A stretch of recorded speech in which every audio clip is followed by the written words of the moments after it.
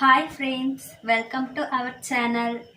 இன்னைக்கு சேனலில் free online tailoring கிளாஸில் செகண்ட் டே நம்ம இன்றைக்கி பார்க்க போகிறோம். செகண்ட் டேயில் நம்ம என்ன தெரிஞ்சுக்க போகிறோம், நான் போன வீடியோவில் சொல்லியிருப்பேன் உங்களுக்கு. டைலர் மிஷின் ப்ராப்பராக நம்ம இப்படி மெயின்டைன் பண்ணுறதுன்னு சொல்லி பார்க்க போகிறோம். எடுத்தோன்னா நம்ம ஸ்டிச்சிங் நம்ம போயிருக்கலாம்.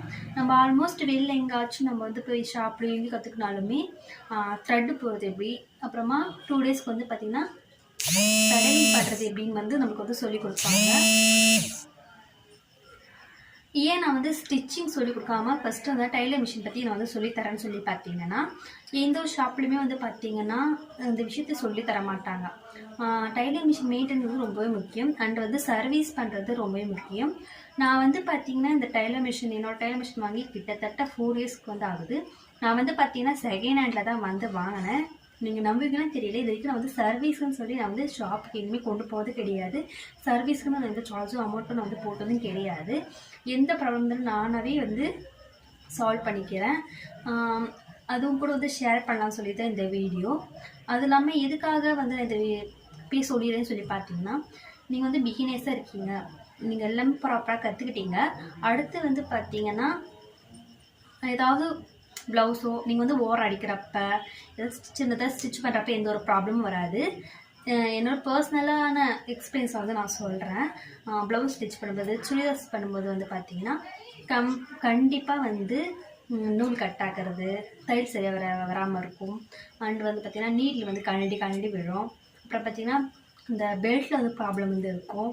ஏதாவது இதுமாதிரி ப்ராப்ளம் வந்துகிட்டே இருக்கும். அந்த மாதிரி நேரத்தில் நம்ம எப்படி அதை சால்வ் பண்ணுறதா சொல்லி பார்க்குறோம். ஏன் அது நம்ம முன்னாடியே தெரிஞ்சுக்கிட்டோம்னா அந்த மாதிரி நேரத்தில் நம்மளுக்கு ரொம்ப ஈஸியாகவும் இருக்கும். நான் பண்ணும்போது அப்படி தான் இருந்தது. அந்த மாதிரி நேரத்தில் ஒன்றும் ஆகலை. ஸ்டிச்சிங்க்குன்னு போகிறப்ப பார்த்தீங்கன்னா இந்த மாதிரி ப்ராப்ளம் எனக்கு என்ன பண்ணுறதுன்னு தெரியாது. இது செகண்ட் ஹேண்ட் மிஷினால் அதனால இப்படி இருக்குமான்னு நினச்சேன். அப்புறமா பார்த்தீங்கன்னா நீங்கள் ஆயிலிங் எந்த மாதிரி ஆயிலிங் கொடுக்கணும், அண்ட் பார்த்தீங்கன்னா க்ளீனாக நீட்டாக எப்படி மெயின்டைன்ஸ் பண்ணணும்னு சொல்கிறேன். நான் சொல்கிற மெத்தட் நீங்கள் ஃபாலோ பண்ணிங்கன்னா உண்மையிலே சொல்கிறேன், ஒரு ஓல்டு மிஷின் இருந்தாலும் சரி, நியூ மிஷின் இருந்தாலும் சரி, நீங்கள் சர்வீஸ்ன்ட்டு என்றைக்குமே நீங்கள் தனியாக அதுக்குன்னு போகவே தேவையில்லை. நான் இதுக்குன்னு பார்த்தீங்கன்னா மினிமம் இது வரைக்கும் நான் போட்ட அமௌண்ட் பார்த்தீங்கன்னா இது வரைக்கும் டைலர் மிஷினுக்கு பார்த்தீங்கன்னா நீடில் த்ரெட்டு மட்டும் தான் வாங்குவேன். இது வரைக்கும் நான் அதுக்காக 1000, 2000, 3000 இது வரைக்கும் நான் செலவு பண்ணதே கிடையாது. அண்ட் பார்த்தீங்கன்னா பெல்ட்டு பார்த்தீங்கன்னா அதாவது ஒரு பின் மாதிரி இருக்கும். ஸ்டார்டர் பின் நீங்கள் ஒரு டைலர் மிஷினில் பாருங்கள். அந்த பின் போயிடுச்சுன்னா பார்த்தீங்கன்னா எங்கேயுமே கிடைக்காது. தனி ஷாப்பில் நம்ம வாங்க பெல்ட்டே புதுசாக தான் வாங்கணும். நான் பார்த்தீங்கன்னா அதை நான் அந்த நாடா இருக்குது பார்த்தீங்களா, அந்த பேண்ட்டுக்காக போகிற நாடா இருக்குது பார்த்தீங்களா, அதை வச்சு நான் பெல்ட் பண்ணி நான் அதை யூஸ் பண்ணிகிட்ருக்கேன்.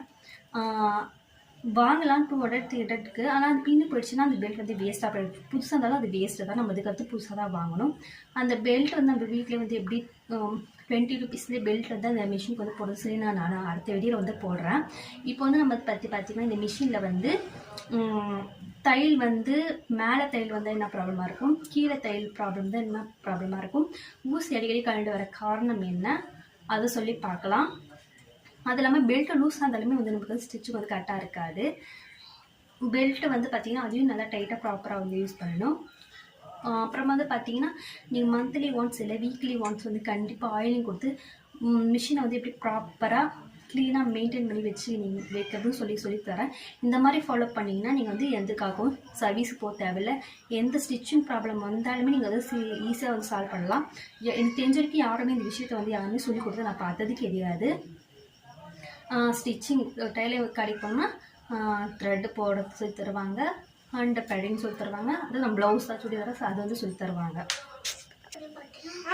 இப்போ நான் உங்களுக்கு கிளியராக புரிகிற மாதிரி சொல்லிடுறேன். இது ஃப்ரண்ட் கேமரா வச்சுக்கிறதுனால உங்களுக்கு ஆப்போசிட்டாக தெரியும். பேக் கேமரா கிளியராக தெரியாது.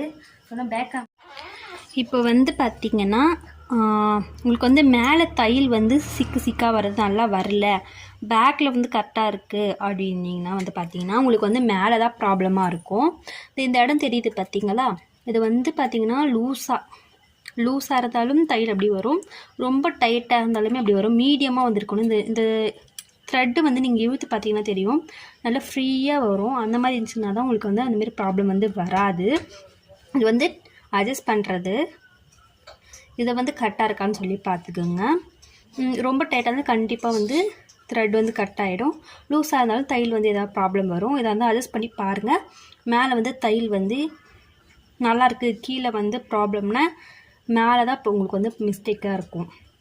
மேலே தையல் நல்லா இருக்குது, கீழே வந்து சிக்கால ஒரு மாதிரியாக வருதுன்னா இந்த இடத்துல தான் ப்ராப்ளம். நீங்கள் அதை வச்சு தெரிஞ்சுக்கலாம்.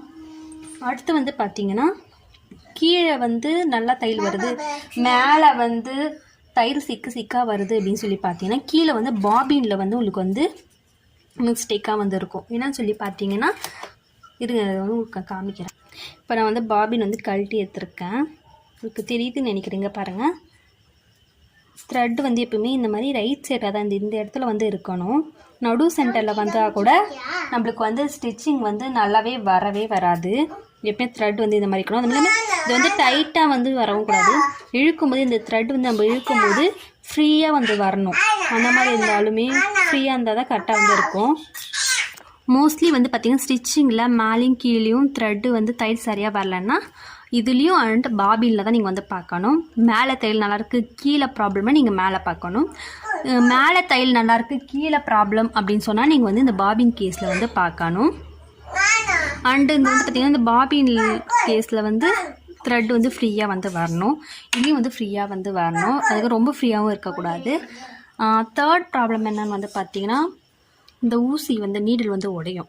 என்னென்னு பார்த்தீங்கன்னா நீங்கள் ஊசி வந்து சரியாக போடனாலும் வந்து பார்த்திங்கன்னா கண்டிப்பாக உடையும். ஊசி வந்து நீங்கள் வந்து கீழே இறக்கி போட்டிருந்தீங்கன்னா ஊசி வந்து நீங்கள் வந்து இந்த நீடில் வந்து கீழே கரெக்டாக போடாமல் பாருங்கள் நான் எப்படி வந்து போட்டிருக்கேன்னு சொல்லி இந்த மட்டமாக ஃப்ளாட்டாக இருக்கும் அதை வந்து இந்த பக்கமும் கொஞ்சம் ரவுண்டாக இருக்கும் அதை வந்து இந்த பக்கம் லெஃப்ட் சைடு இருக்க மாதிரி பார்த்த மாதிரி போடணும். நீங்கள் வந்து இதுமாரி கொஞ்சமாக நீங்கள் வந்து இப்படி ரொட்டைன் பொறுமையாக பண்ணி பார்க்கணும். உங்களுக்கு எங்கேயாவது இடிக்குதா அவ்வளோன்னு சொல்லி அதுமாரி போட்டதுனாலும் தப்பு. நீங்கள் வந்து நீடில் வந்து போட்ட தப்பு கழட்டிட்டு திரும்பி நீங்கள் வந்து போடணும். திரும்பி கொஞ்சம் ரொம்ப மேலே தூக்கி போட்டிருக்கீங்க அப்படின்னா அது எப்படி வந்து கண்டுபிடிக்கலான்னு பார்த்தீங்கன்னா கீழே கேஸ் பாபினும் நீங்கள் வந்து நூல் வந்து போட்டு வச்சுருக்கணும். இந்த மாதிரி திரும்பி நீங்கள் வந்து கீழே வந்து இப்படி விட்டு எடுக்கும்போது அதுக்குள்ளே வந்து நூல் வந்து இந்த ஊசியில் கொத்துக்க நூலை வந்து நம்ம இழுத்தோம்னா கீழே அந்த பாவினோடு இருக்க நூலும் வந்து பார்த்திங்கன்னா ரெண்டு சேர்ந்தாப்பில் வெளியே வரும். அந்தமாரி வந்து தான் கரெக்டாக இருக்குதுன்னு அர்த்தம். அப்படி வரலன்னு சொன்னால் நீங்கள் ஊசி ரொம்ப மேலே போட்டுருக்கீங்க, ரொம்ப மேலே போட்டாலும் கீழேருந்து நூல் வந்து எடுக்கவே எடுக்காது. அண்டு வந்து பார்த்திங்கன்னா ரொம்ப கீழே வந்து ஊசி போட்டிருந்தீங்கன்னா கீழே வந்து அடிக்கடி மாட்டோம். நீங்கள் எதாவது தைக்கும்போது டக்குன்னு ஊசி வந்து உடையும். கழண்டாமல் இருக்கணும் அப்படின்னு சொல்லி பார்த்தீங்கன்னா நீங்கள் கரெக்டாக போட்டுட்ருக்கீங்க அப்படின்னா போது திரும்பி நீங்கள் வந்து செக் பண்ணி பார்க்கலாம். அதுமாரி உள்ளே இருக்க நூல் வந்து கரெக்டாக வந்து எடுத்து வந்துச்சுன்னு சொல்லிட்டிங்கன்னா நீங்கள் இந்த இடத்துல வந்து பார்த்தீங்கன்னா ஸ்க்ரூவோ இந்த அந்த டைட் பண்ணாங்க பார்த்தீங்களா ஸ்க்ரூ ட்ரைவர் அது இல்லைன்னா இதெல்லாம் சிசர் வச்சு நீங்கள் வந்து டைட் பண்ணிட்டீங்கன்னா போதும். ஊசி வந்து நீங்களாக கழட்டுற வரைக்குமே கழண்டி வரவே வராது. அது இல்லாமல் அதே உடஞ்சிச்சின்னா தான் நம்ம கழட்டி மாற்றுற மாதிரி இருக்கும். அது வந்து டைட் பண்ணிட்டீங்கன்னா எப்போவுமே வந்து ஊசி கழண்டவே கழண்டாது. பிகினர்ஸ்க்கு வந்து நான் இதை வந்து சொல்கிறேன். இப்போ வந்து நம்ம இதை வந்து எப்படி ரிமூவ் பண்ணிவிட்டு எப்படி க்ளீன் பண்ணி ஆயிலிங் பண்ணுறதுன்னு சொல்லி பார்க்கலாம். எடுக்கும்போது இந்த பெல்ட்டை வந்து இந்த மாதிரி வந்து எடுத்து விட்டுட்டு இது வந்து நம்ம இப்படி லைட்டாக இப்படி அசைச்சிட்டு இந்த இந்த ஹேண்ட்லேருந்து நம்ம இந்த பொறுமையை இதை ரிமூவ் பண்ணிவிட்டு நம்ம வந்து எடுக்கணும். எடுத்து வந்து உடுக்கணும். இப்போ வந்து பார்த்திங்கன்னா நான் வந்து இதை தனியாக வந்து கழட்டி வந்து எடுத்துட்டேன்.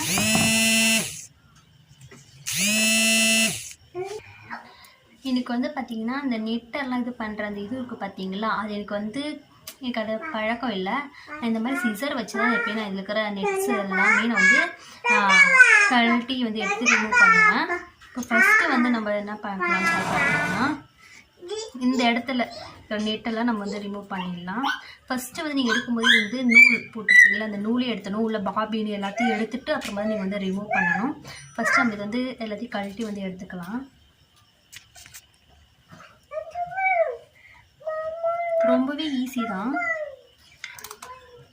நீங்கள் இதில் கொஞ்சம் கோகோனட் ஆயில் வந்து போட்டு எடுத்தாலுமே வந்து ரொம்ப ஈஸியாக அந்த நெட்டெல்லாம் வந்து கழட்டி வந்து வந்துடும். கொஞ்சம் ஓப்பன் பண்ண பிறகு நீங்கள் கையை வச்சு நீங்கள் வந்து நல்லா திருகி வந்து எடுத்துக்கலாம்.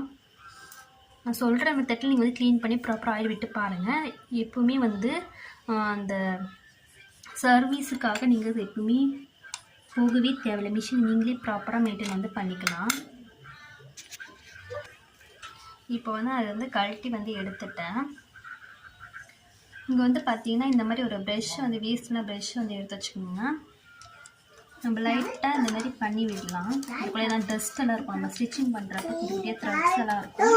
அதெல்லாம் வந்து நல்லா வந்து போய் தேய்ட்டு உடனே நமக்கு ஸ்டிச்சிங் ப்ராப்ளம் இந்த இது வந்து நகரத்துக்கு எல்லாத்தையுமே வந்து கஷ்டமாக இருக்கும். இந்த மாதிரி பண்ணிவிட்டு நம்ம இதை வச்சு க்ளோஸ் பண்ணிக்க வேண்டியது தான்.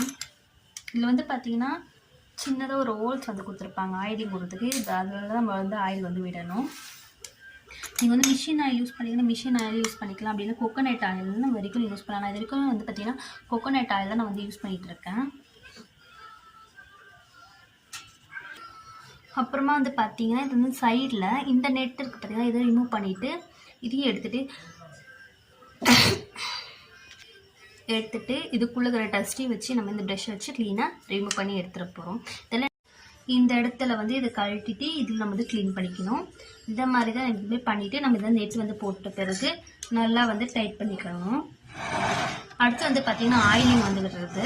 ஆயிலிங் வந்து பார்த்திங்கன்னா இங்கே வந்து ஒரு ஹோல்ஸ் மாதிரி கொடுத்துருப்பாங்க. இந்த இடத்துல இந்த 4 ஹோல்ஸுக்கு வந்து கொடுத்துக்கணும். அப்புறம் அது பார்த்திங்கன்னா பெடலிங் இந்த நடு சென்டரில் ஒரு ஹோல்ஸ் வந்துருக்கும், அதில் வந்து ஆயில் கொடுத்துக்கோங்க.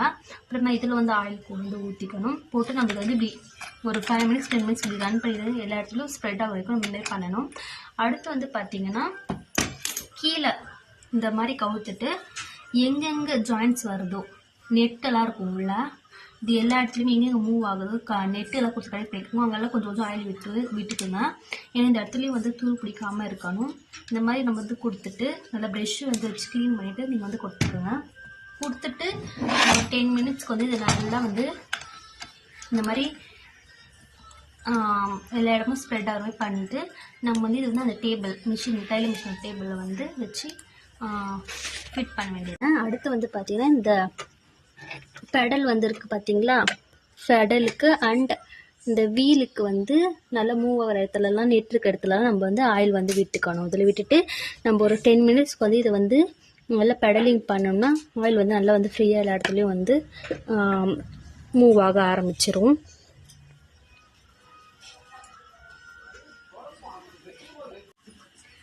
ஓகே ஃப்ரெண்ட்ஸ், இவ்வளோ தான் இந்த மெத்தடை நான் வந்து ஃபாலோ பண்ணிகிட்டு இருக்கேன்.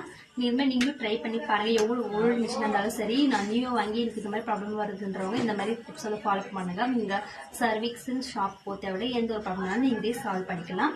அண்ட் பெடலிங்கு எங்கெங்கே வந்து ஜாயின்ட்ஸ் எல்லாம் வருதோ நெட்டில் வருதோ அதெல்லாம் வந்து கண்டிப்பாக ஆயில் விடுங்க. ரொம்ப ஸ்மூத்தாக வந்து ஒர்க் ஆகும், அங்கங்கே ஸ்டிக் வந்து ஆகாது. ஓகே ஃப்ரெண்ட்ஸ், இந்த வீடியோ பிடிச்சதை லைக் பண்ணுங்கள், மறக்காமல் கமெண்ட் பண்ணுங்கள்.